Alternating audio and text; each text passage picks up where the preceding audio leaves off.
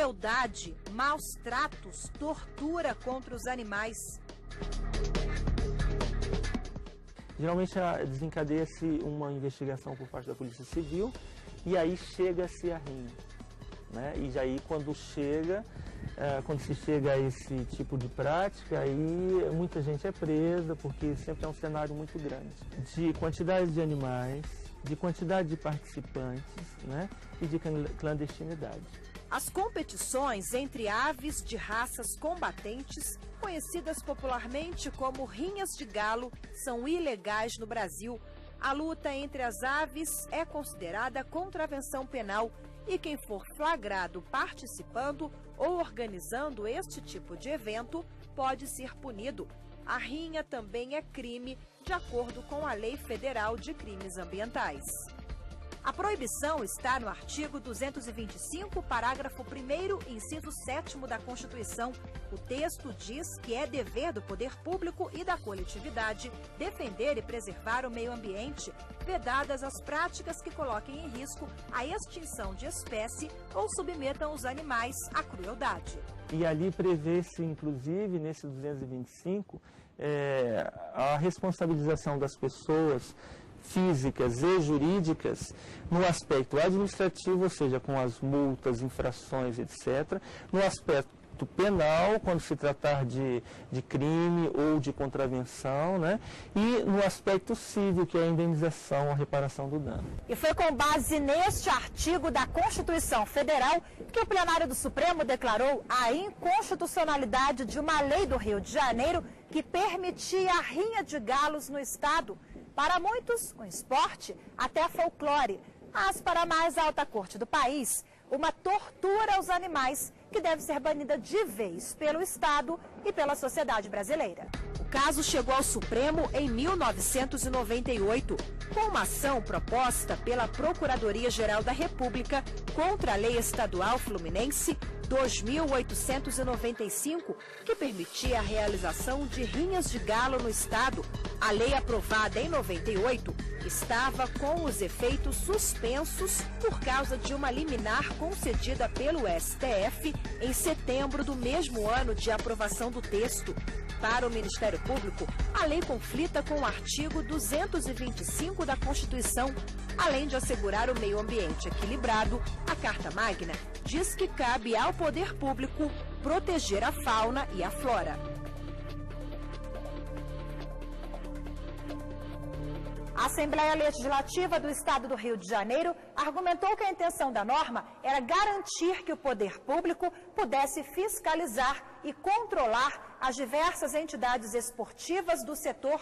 Também ressaltou que a rinha de galos gerava empregos e era um forte fator de integração entre as comunidades do interior do estado. O caso da rinha de galo é um caso emblemático, né, porque ele vem de um aspecto cultural, e é bom remarcar que só foi a partir do governo do presidente Jânio em que se estabeleceu essa conduta como criminosa. Até então era tolerável e fazia parte da cultura, principalmente da capital, que era o Rio de Janeiro.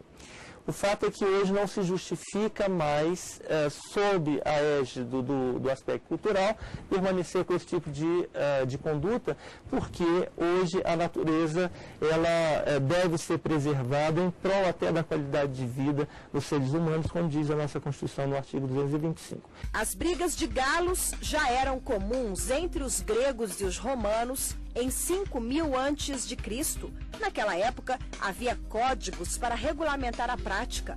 No Brasil, a disputa foi trazida por espanhóis e portugueses, ainda na época da colonização. Em 18 de maio de 1961, o presidente Jânio Quadros proibiu as rinhas, mas o decreto foi revogado em 62 pelo então primeiro-ministro Tancredo Neves. A exemplo do que ocorre com o jogo do bicho, a rinha não é citada no Código Penal como crime, mas além de ser uma contravenção sujeita a punições, a prática também pode configurar crime ambiental. Quem é o animal é quem bota os animais para brigar.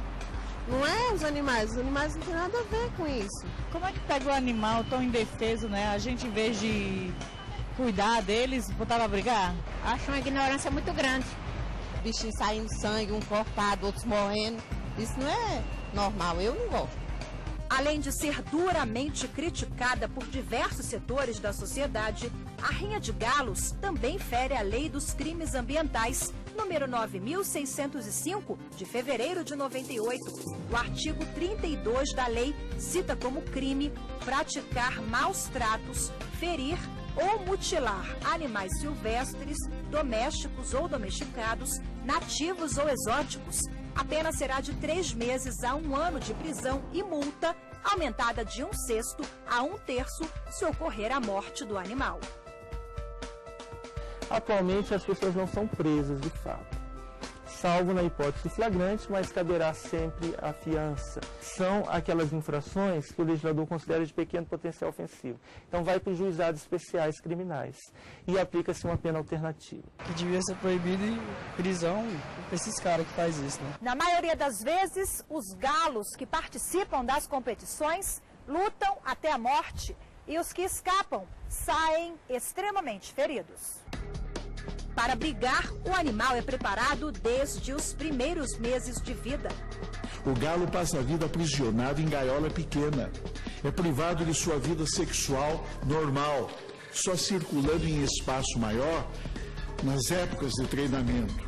O treinamento garante força e resistência, já que as lutas podem durar até 1h30. Chega a hora do galo ser levado às rinhas.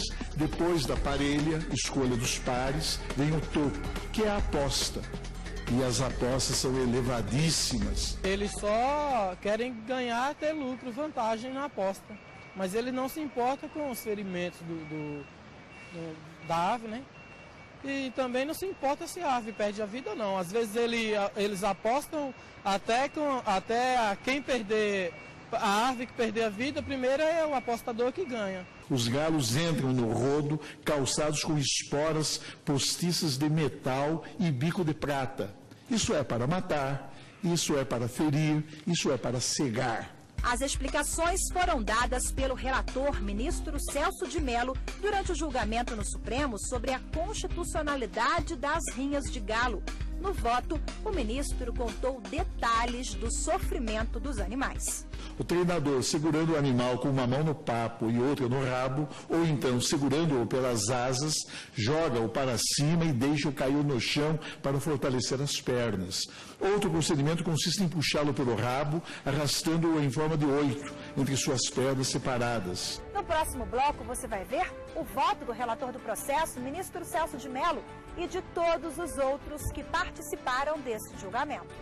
Da tortura de um galo para a tortura de um ser humano é um passo. O mundo já está cheio de fontes de violência. Se a gente não for coibir algumas extras, nós não sabemos onde vamos parar. Quando se trata cruelmente ou de forma degradante um animal, na verdade está se ofendendo no próprio cerne da dignidade humana.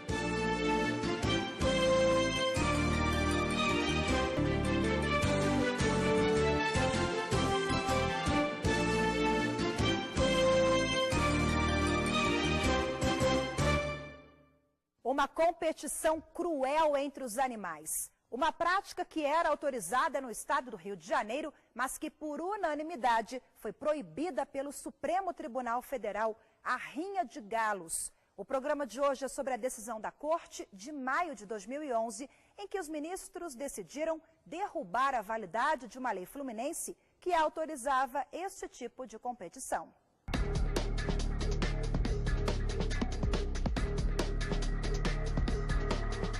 A ADI 1856, proposta pela Procuradoria-Geral da República, foi julgada procedente por todos os integrantes da Suprema Corte. Para o relator do processo, o ministro Celso de Mello, a norma questionada está em conflito ostensivo com a Constituição Federal.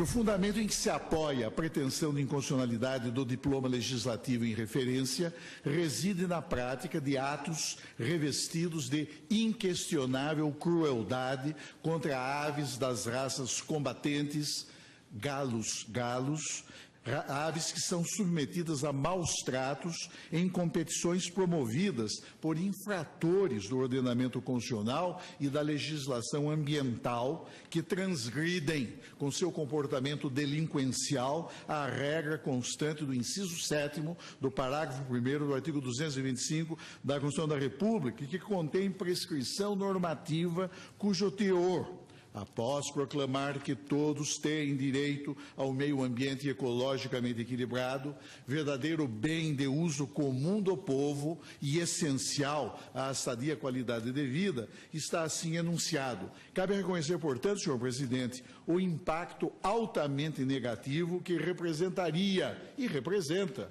para a incolumidade do patrimônio ambiental dos seres humanos, a prática de comportamentos predatórios e lesivos à fauna, seja colocando em risco a sua função ecológica, seja provocando a extinção de espécies, seja ainda submetendo os animais a atos de crueldade. O ministro Dias Toffoli, o primeiro a se manifestar depois do relator, fez uma nova leitura do inciso 7º, artigo 225 da Constituição. Quando ele fala proteger a fauna e a flora vedadas, vírgula, na forma da lei. Eu entendo, com a devida vênia, que a legislação ordinária, então, é que tem competência para estabelecer esta proteção e a gradação dessa proteção. E já existe, inclusive, a legislação criminal ambiental brasileira distingue entre a fauna e a flora nativa da fauna e a flora alienígena para fins de proteção e de penalização. A referência que o inciso 7º do parágrafo 1º do artigo 225 faz à lei é num outro sentido. A referência aqui tem uma outra qualidade. Não é para que a proibição da crueldade somente se dê a partir da edição da lei. Se prestarmos bem atenção ao texto, não é, data vênia, vamos perceber que esse dispositivo ele não vem isolado. Ele não veio num piscar de olhos do Constituinte, digamos assim, de rompante.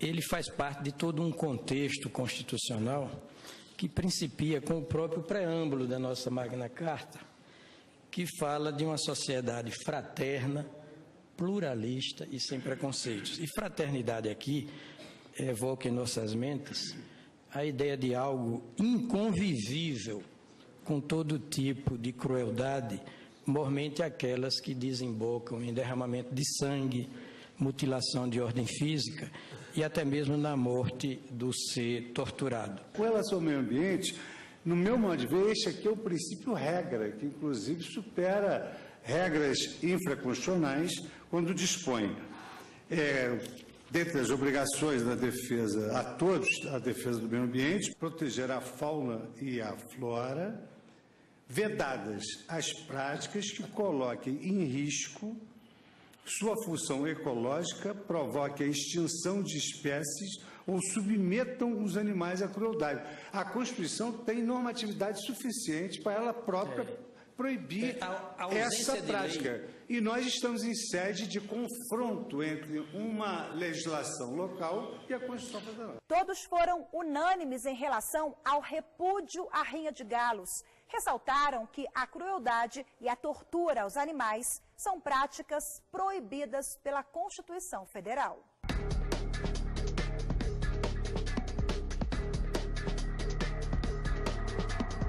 Nós vivemos hoje, às vezes estamos contextualizados em situações de violência e muito provavelmente esse tipo de prática provoca a falta de sensibilização ou mesmo um fenômeno de dessensibilização em relação a práticas violentas. O jogo só vale se for praticado até a morte de um dos contendores, de um dos galos, né? Que os galos são seres vivos, né? Quer dizer, é um meio, derramar sangue, mutilar fisicamente o animal, não é sequer o fim. O fim é verdadeiramente a morte de cada um deles. Abriga até a exaustão e até a morte. E não se pode perder a oportunidade, né, para que a Suprema Corte manifeste o seu repúdio, com base na Constituição, a esse tipo de prática, que não é esporte nem é manifestação de cultura. A ausência de lei não pode significar, nesse contexto, autorização para torturar um ser vivo. E até porque, da tortura de um galo para a tortura de um ser humano é um passo. O mundo já está cheio de fontes de violência. Se a gente não for coibir algumas extra, nós vamos saber onde vamos parar.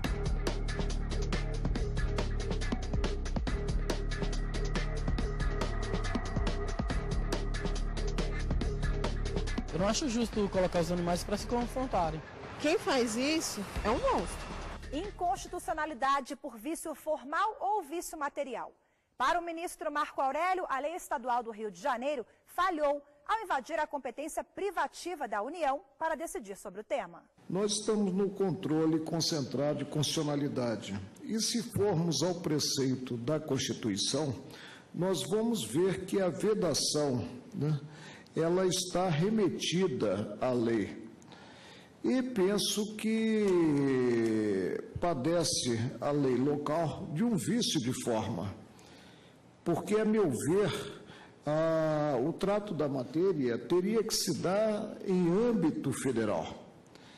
A lei local, ao invés de vedar, né, ela autoriza em si, né, a denominada competição galística, né? E aí surge a problemática. O preceito, no que remete à lei a cuidar das vedações, ele é autoaplicável? Tenderia a responder de forma negativa. E diante das ponderações, o ministro Dias Toffoli resolveu voltar atrás. Ele seguiu a linha adotada pelo ministro Marco Aurélio e votou pela inconstitucionalidade da lei fluminense por vício formal. Havendo a lei federal, realmente não caberia ao Estado autorizar algo que está vedado pela lei federal. Então, pelo fundamento do ministro Marco Aurélio, no sentido de que realmente é formal a inconstitucionalidade, eu voto pela procedência da ação. Me parece que aqui é difícil, embora talvez o tema deva continuar a merecer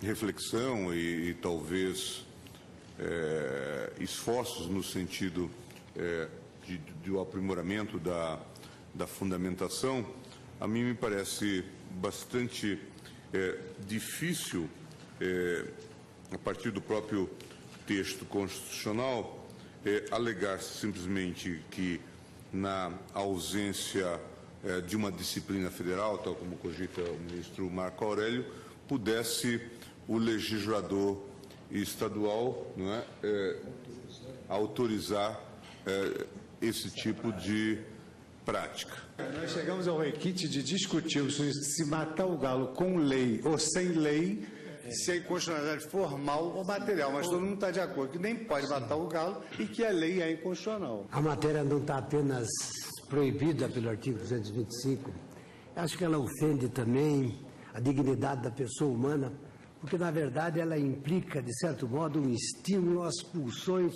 mais primitivas e irracionais do ser humano. A partir da tortura. Mais primitivas e irracionais do ser humano. Em outras palavras, a proibição também deita raiz nas proibições de todas as práticas que promovem, estimulam, incentivam essas coisas que diminuem o ser humano como tal. E ofende, portanto, a proteção constitucional, a dignidade do ser humano, que é fundamental da República.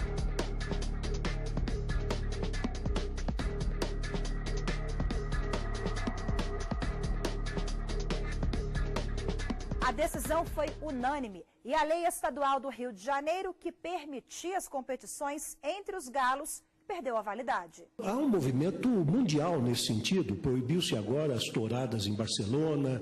A Europa está preocupada com o tratamento desumano, cruel e degradante que se dá aos animais domésticos, sobretudo os abatedouros e também nos criadouros.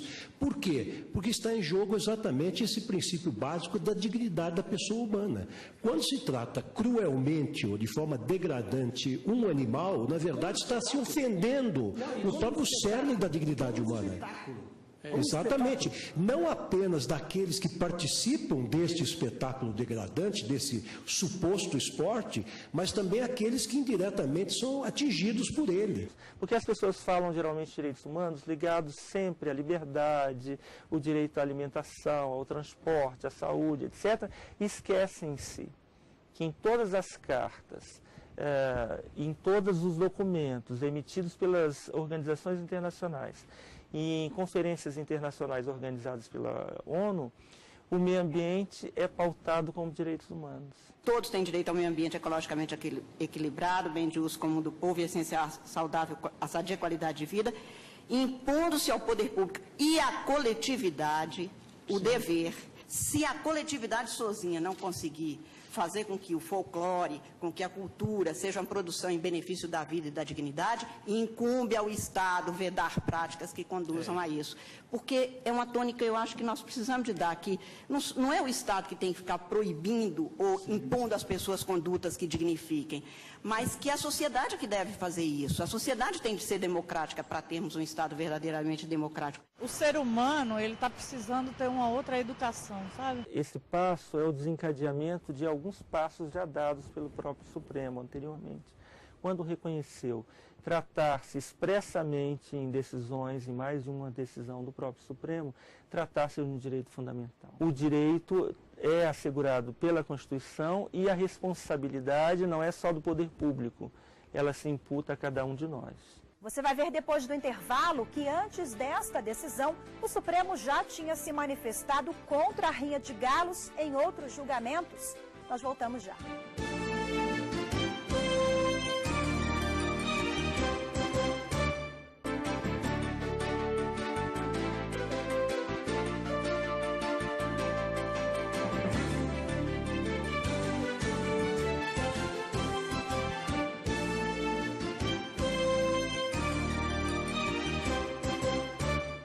A inconstitucionalidade de uma lei que permitia a realização de competições cruéis e desumanas entre os animais. O fim da rinha de galos no Rio de Janeiro. Esta decisão do Supremo de 2011 é o tema do programa Grandes Julgamentos do STF.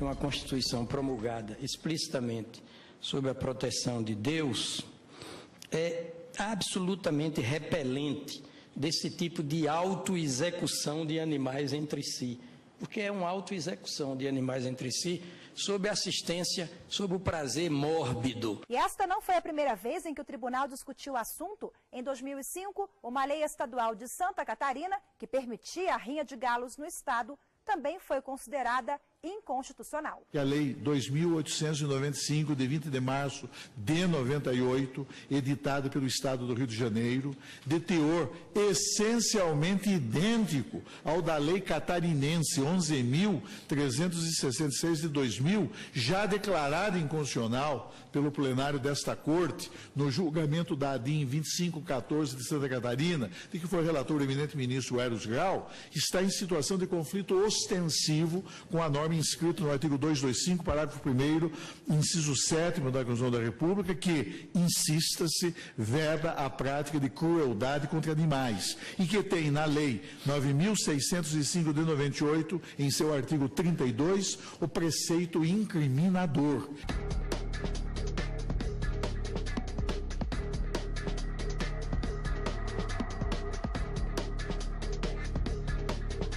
Nós recebemos aqui, às vezes, comunicações de flagrantes, envolvendo não só uma disputa entre dois animais, mas um verdadeiro cenário, com várias disputas e vários apostadores e vários responsáveis por esse tipo de evento. E o que é mais grave, segundo me relatou o delegado da Delegacia Especial de Meio Ambiente, em muitos casos esses animais recebem anabolizantes e por isso, ao serem apreendidos pela polícia, não podem ser encaminhados ao zoológico, não podem ser abatidos para consumo humano e precisa de uma destinação adequada. O animal não tem nada a ver com que as pessoas, aquelas pessoas que gostam de se agredir, gostam de briga, gostam de agressão. Não gosto. Porque isso não é de normal, entendeu?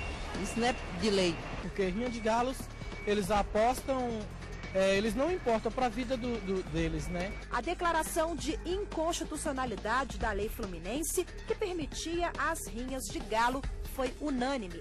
Para este promotor, decisões como essa do Supremo chamou a atenção para o avanço do Poder Judiciário no Brasil e no âmbito internacional para as questões relacionadas ao meio ambiente. Houve uma grande guinada na estrutura legislativa do país. Quando o Brasil inaugura na América Latina, na sua própria Constituição, um capítulo específico para a proteção do meio ambiente, ele começa a desenvolver uma política pública que vai refletir no judiciário. Houve, inclusive, um incremento recente na legislação mundial, que foi a Constituição do Equador de 2008, que estabeleceu pela primeira vez no cenário internacional direitos para a natureza, porque até então os direitos, tanto no Brasil quanto no exterior, são atribuídos a pessoas físicas ou pessoas jurídicas. E nesse caso da Constituição da República do Equador, no seu artigo 71, eles estabeleceram direitos à própria natureza. Então, isso é uma mudança de mentalidade, uma sensibilização para a causa ambiental, que tende-se a ser incorporada nas nações de uma maneira geral. O programa de hoje fica por aqui. E lembrando que você também pode participar com sugestões, é só enviar um e-mail para grandesjulgamentos@stf.jus.br. Obrigada pela sua companhia e até o próximo programa.